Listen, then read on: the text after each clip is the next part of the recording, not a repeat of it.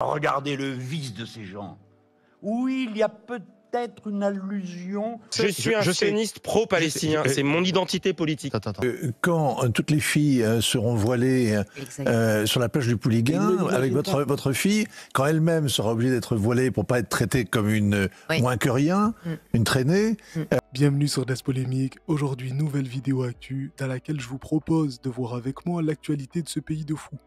Oui, très clairement, notre pays est complètement dingue. Justement, on va commencer par Gilles William Goldnadel, qui regrette que les Français ne manifestent pas en masse contre LFI. Mais un parti aussi haineux, on ne peut le retrouver que dans les années 30, et je blâme quand même, pardon de le dire, l'apathie du peuple français. Il n'est pas normal qu'en notre période, il n'y ait pas des manifestations de rue contre ce parti.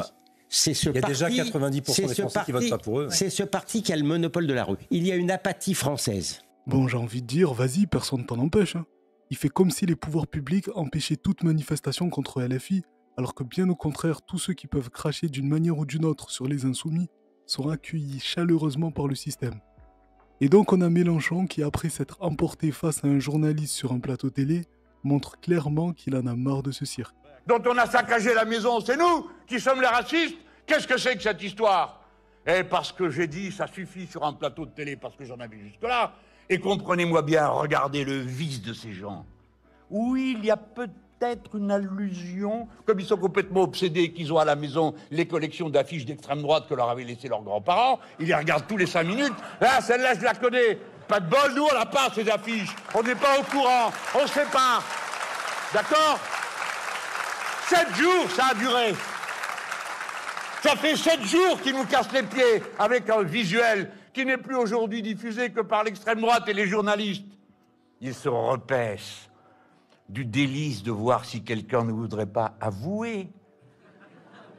Il avouerait, on pourrait le punir, et ensuite on chercherait ses complices qui eux aussi auraient droit à la poussette, à la question ordinaire et peut-être même à l'extraordinaire pour que de nouveaux aveux viennent nourrir le dossier.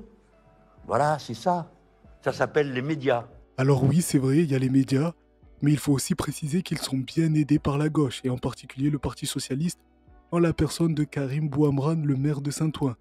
J'ai tweeté à son sujet en disant qu'il combat plus la France insoumise qu'il ne combat la Macronie ou l'extrême droite. Bizarre pour quelqu'un de gauche. Vous serez candidat en 2026 ? En 2026, oui, bien sûr, à Saint-Ouen, bien sûr. Oui. Donc ils vont vous attaquer. Qu'ils viennent, c'est ce que j'ai dit. Donc, ils perdront, je vais les battre, nous allons les battre sèchement, et ensuite, dans la circonscription, nous les battrons. C'est quand même triste, il sait pertinemment que la seule chance qu'il a d'être couvé et chouchouté par le système, c'est de mettre toute son énergie à se battre contre la France insoumise. Et ils l'ont tous compris au Parti Socialiste, en tête, Jérôme Guedj, le sioniste pro-palestinien, c'est lui-même qui se définit comme tel. Il est tellement incohérent, justement sur les massacres à Gaza, que c'est Mourad Boudjelal, qui n'est pas l'ami de la France insoumise, qui va lui rappeler que LFI a bien fait de dénoncer cette barbarie. Je pense que essayer d'empêcher le massacre de civils, ce n'est pas être antisémite.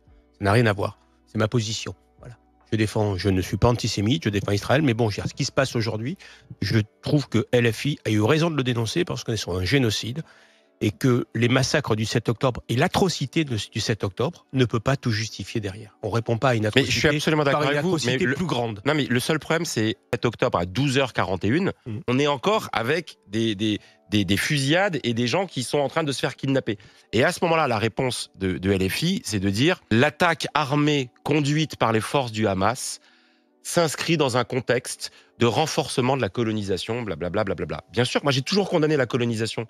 Moi, je suis pour la solution à 2 États. Moi, je suis un sioniste. N'ont pas commencé. Je suis un sioniste pro-palestinien. C'est mon identité politique.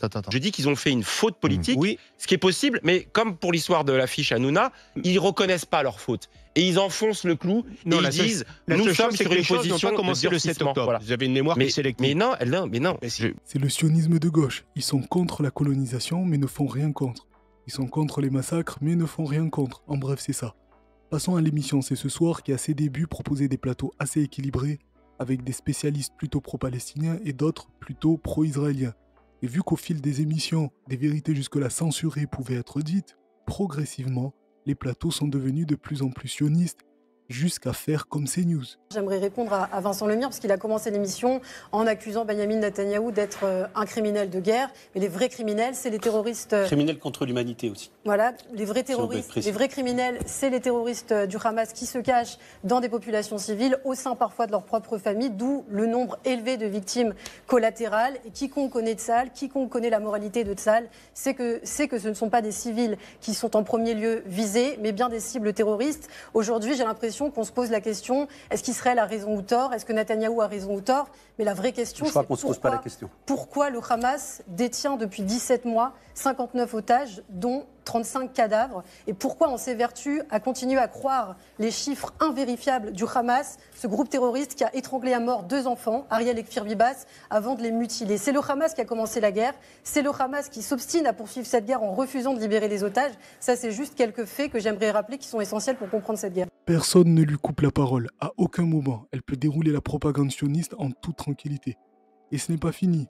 On a Johann Sfar, le grand humaniste, qui va en rajouter une couche en plaignant les pauvres soldats de Tsahal. Je reviens d'Israël où j'ai vu beaucoup de jeunes gens, puisque c'est une armée de conscription, blessés par la guerre. Il y a des jeunes gens mutilés, il y a des jeunes gens qui ont des syndromes post-traumatiques. Il n'y a pas eu de mort ni de blessés depuis 48 heures. C'est de ça dont on parle ce soir, du côté israélien.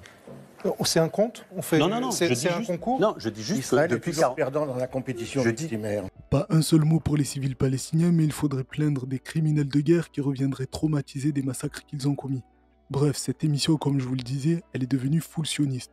Et lorsqu'une parole un peu divergente rappelle quand même que les Palestiniens eux aussi ont des sentiments, une histoire, une famille, et qu'eux aussi considèrent les prisonniers palestiniens détenus par Israël comme des otages, il prend 1001 précautions car il a peur. Et on le sait, il a peur de quoi? D'être traité d'antisémite. Il faut comprendre que, du point de vue de la société palestinienne, il y a quelque chose comme 10 000, je crois, actuellement prisonniers dans les prisons israéliennes.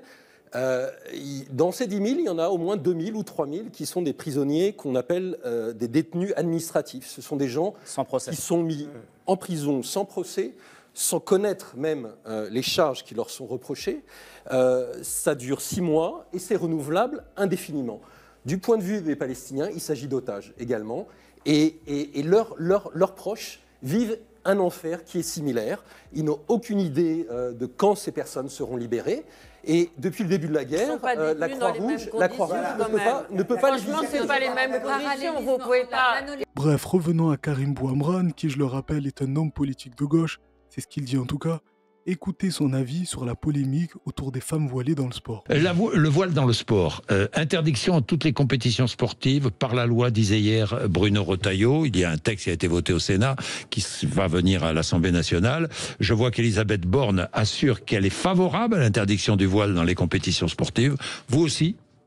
Moi, je m'en contrefiche. On parle de 0,07% des licenciés. Est-ce qu'aujourd'hui, la laïcité, qui est non pas la direction des consciences, mais la liberté des consciences, doit être appliquée rigoureusement, notamment la neutralité dans les services publics, évidemment. Il s'en contrefiche. Alors oui, c'est vrai, au final, c'est un non-sujet. Mais quand on voit l'hystérie médiatico-politique autour de tout ça, avec une escalade dans les mots pour stigmatiser une partie de la population en raison de sa religion, Karim Bouamran, lui, s'en contrefiche. Alors qu'à l'inverse, l'extrême droite identitaire s'en frotte les mains et part complètement en vrille. L'étude de la réalité, c'est-à-dire que quand toutes les filles seront voilées sur la plage du Pouliguen, avec votre fille, quand elle-même sera obligée d'être voilée pour pas être traitée comme une moins que rien, une traînée, la seule fois en 5000 ans où les Égyptiens ont élu leur président, ils ont élu un islamiste, Monsieur Morsi, un frère musulman.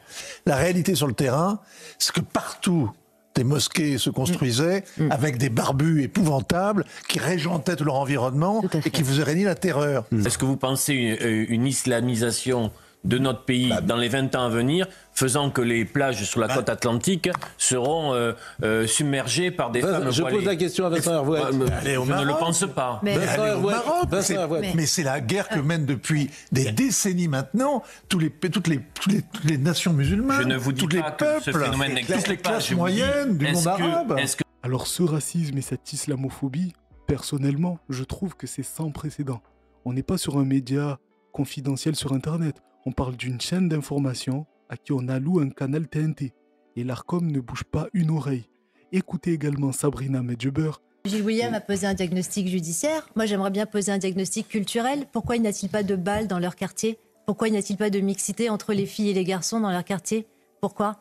Parce que leurs filles, leurs sœurs, leurs cousines, leurs tantes, elles deviennent des filles faciles. Et à partir du moment où vous avez une mauvaise réputation dans le quartier, c'est un permis de violer. Voilà la réalité, mais ça, personne n'en parle. Oui. Alors honnêtement, je me demande s'ils pensent vraiment ce qu'ils disent ou bien s'ils projettent simplement leurs fantasmes. On a un élément de réponse avec Michel Onfray qui avoue de sa bouche que c'est Bolloré en personne qui lui a demandé de faire cette émission. Au fait que ce qu'on écrit, ce qu'on pense, ce qu'on dit, surtout quand on a la chance d'être écouté. Quand Vincent Bolloré me demande de faire cette émission, je me dis, mais il y a la possibilité de parler à plein de gens, ça donne non pas des droits, mais des devoirs à l'endroit de ces gens, qui après nous arrêtent, nous disent des choses, notamment le devoir, je vous dis, de cohérence. Alors qu'il avait déclaré le contraire devant la commission d'enquête de la TNT, Bolloré intervient directement dans le fonctionnement de sa chaîne. En même temps, ça se voit. Il veut traiter seulement de certains sujets ou mettre en avant tel ou tel homme politique. Il y a 3 ans, c'était Zemmour. Aujourd'hui, c'est Retailleau. Il faut voir à quel point on lui cire les pompes dans le groupe Canal, à tel point qu'ils ne savent même plus quoi inventer pour le mettre en avant. En fait, la manière dont Bruno Retailleau est devenu un personnage central en Algérie, dans la presse algérienne, en effet à la télévision algérienne, dans les journaux, il est caricaturé, etc. Il est beaucoup attaqué. Ça en dit très long. C'est-à-dire que c'est la première fois qu'un homme politique de premier plan en France met le sujet à ce point-là sur la table, un homme politique aux responsabilités, je veux dire, sur la table dans le débat public, etc. Et ça les rend fous. Le fait qu'on puisse toucher à quoi que ce soit, à la moindre molette, à la moindre virgule dans la relation franco-algérienne et qu'on mette le sujet de la renégociation des accords de 68 sur la table, les rend fous. Vous pensez réellement que Bruno Retailleau a un quelconque poids ou une importance dans les relations entre la France et l'Algérie? Entre la France et n'importe quel autre pays d'ailleurs, je ne pense pas. Mais il n'est pas le seul à vouloir être mis en avant par Bolloré, il y a également le Rassemblement National et en particulier Jordan Bardella qui est chouchouté par Hanouna. Et justement, regardez la manière dont il fait semblant de ne pas comprendre la question de Thomas Guénolé qui évoque les accusations de fausses preuves qui pèsent sur lui. Il est tellement en détresse qu'il cherche même du regard Hanouna pour qu'il lui vienne en aide. Pourquoi vous avez signé vos agendas? Si ce n'était pas pour les remettre à la justice, pourquoi vous avez signé vos agendas? Qu'est-ce que vous racontez? On n'entend pas.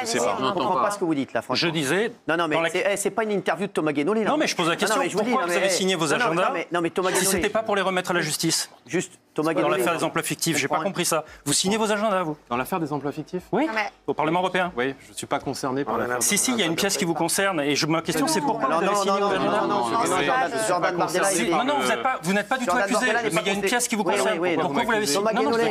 Thomas Guénolé, juste, c'est pas une interview de Thomas Guénolé ici. Non, ok, je m'arrête. Et je le dis, non, sur l'affaire des emplois fictifs, Jordan Bardella n'est pas du tout. Je sais pas ce que j'ai dit. Oui, bah donc, c'est ce que vous venez de dire. Je dis que. C'est ce que vous venez de dire il y a un instant. Non, je dis que vous avez signé des agendas antidatés. Pourquoi vous les avez signés? C'est ça que je comprends pas. Il y a des agendas. Non, mais je vous dis, il y a des agendas antidatés qui ont été produits à la justice avec vos signatures dessus. Pourquoi vous les avez signés s'ils étaient antidatés? Vous demanderez à la justice. Non, c'est lui qui les signe. C'est quand même très facile de déstabiliser Jordan Bardella. Et on est tellement dans un pays de fous qu'on considère sérieusement la possibilité que ce type soit Premier ministre. Et pour finir, je vous dirais, on est tellement dans un pays de fous que face aux 10 ans de prison requis contre Boualem Sansal en Algérie, on a des intellectuels qui ont publié une tribune dans le Figaro, je cite, « Pour faire libérer Boualem Sansal, il faut le nommer ministre français de la francophonie. » On en est là. On en est là. Voilà, dites-moi ce que vous en pensez en commentaire. N'hésitez pas à vous abonner, mettre un pouce et partager. Moi, je vous donne rendez-vous à la prochaine vidéo. En attendant, prenez soin de vous, c'est important. Respirez un bon coup. Merci d'avoir regardé la vidéo jusqu'au bout. Dans tous les cas, on est ensemble. Ciao.